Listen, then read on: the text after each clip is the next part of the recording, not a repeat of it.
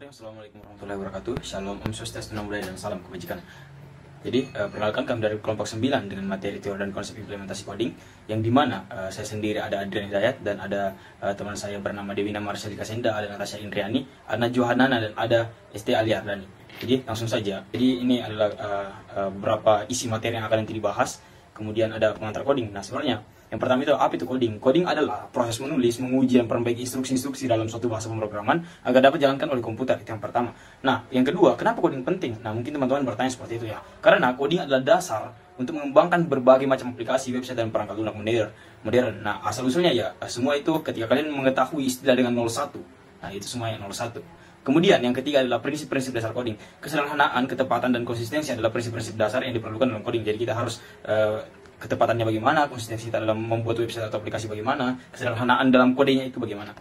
Nah, kemudian ada aktivitas implementasi.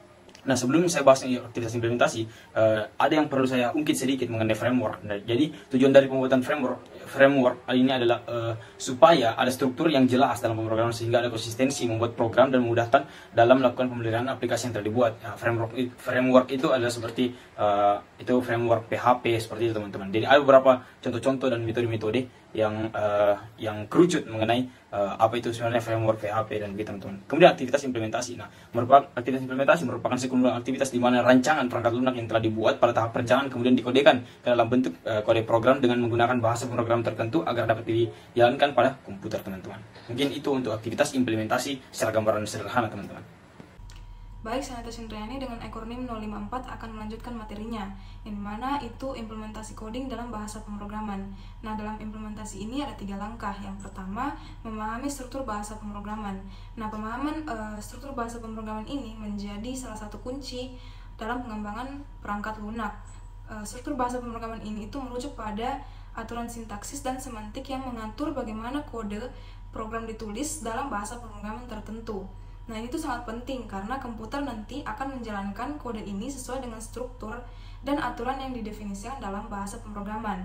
Nah, pemahaman struktur bahasa pemrograman ini juga adalah satu pondasi penting untuk menjadi seorang pengembang perangkat lunak yang efektif, karena nantinya dia akan membantu kita menulis kode yang benar, mudah dimengerti, dan mudah diubah atau diperbaiki jika diperlukan. Nah, langkah kedua itu adalah menyusun algoritma.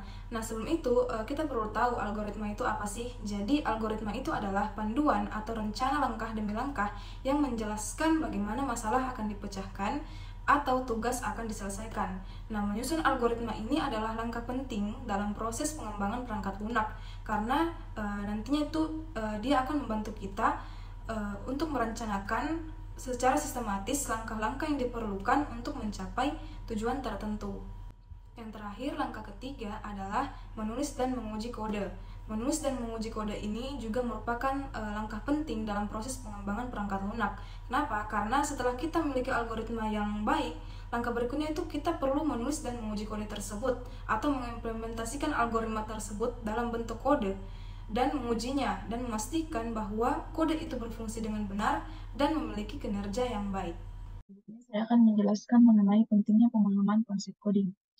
Yang pertama itu meminimalkan kesalahan. Dengan pemahaman konsep coding yang baik, kita bisa menghindari kesalahan-kesalahan yang mungkin terjadi saat implementasi. Ketika seorang pengembang atau developer memiliki pemahaman yang kuat tentang konsep-konsep dasar dan pemrograman, mereka lebih cenderung menulis kode yang lebih akurat dan bebas dari kesalahan. Pemahaman ini membantu mereka dari bug atau masalah yang mungkin muncul di masa depan. Ini menghemat waktu dan upaya yang diperlukan untuk mengidentifikasi dan memperbaiki kesalahan setelah kode sudah diimplementasikan. Yang kedua itu peningkatan efisiensi. Memahami konsep coding membantu meningkatkan efisiensi dalam penulisan kode dan pengoptimalan program. Pemahaman konsep coding memungkinkan pengembang atau developer untuk menulis kode yang lebih efisien. Mereka bisa melihat algoritma yang efisien dan teknik pengoptimalan yang sesuai. Hasilnya adalah program yang lebih cepat, menggunakan sumber daya yang lebih sedikit, dan berjalan dengan performa yang lebih baik. Yang ketiga itu memudahkan pemecahan masalah. Pemahaman konsep coding memungkinkan kita untuk lebih mudah menemukan solusi saat dihadapkan dengan masalah-masalah program. Nah, salah satu aspek utama dari pemrograman adalah kemampuan untuk memecahkan masalah. Pemahaman konsep coding membantu pengembang dalam merancang solusi yang baik dan efektif untuk masalah yang kompleks. Mereka dapat merencanakan solusi secara logis, mengidentifikasi langkah-langkah yang diperlukan, dan mengimplementasikannya dengan cara yang lebih sistematis.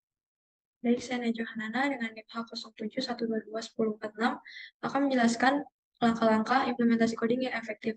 Yang pertama itu dimulai dari perencanaan yang matang. Sebelum mulai menulis kode, buatlah perencanaan yang matang agar implementasi berjalan dengan lancar.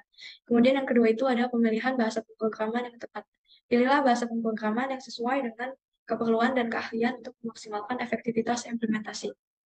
Dan yang terakhir itu ada penerapan best practice. Gunakan best practice dan standar yang disarankan agar kode yang dihasilkan memiliki kualitas yang baik. Baik, Assalamualaikum warahmatullahi wabarakatuh. Perkenalkan, nama saya Siti Ardani Aries dengan NIM H0712111061. Baik, jadi di sini saya akan menjelaskan mengenai tantangan dalam implementasi coding. Pertama, kompleksitas masalah. Beberapa masalah program dapat memiliki tingkat kompleksitas yang tinggi dan membutuhkan pemahaman yang mendalam. Yang kedua, perubahan kebutuhan. Perubahan kebutuhan saat mengimplementasi dapat memerlukan penyesuaian dan mempengaruhi rencana dan jadwal implementasi. Dan yang ketiga yaitu keterbatasan sumber daya. Keterbatasan sumber daya dapat seperti waktu, tenaga, dan anggaran dapat mempengaruhi implementasi coding.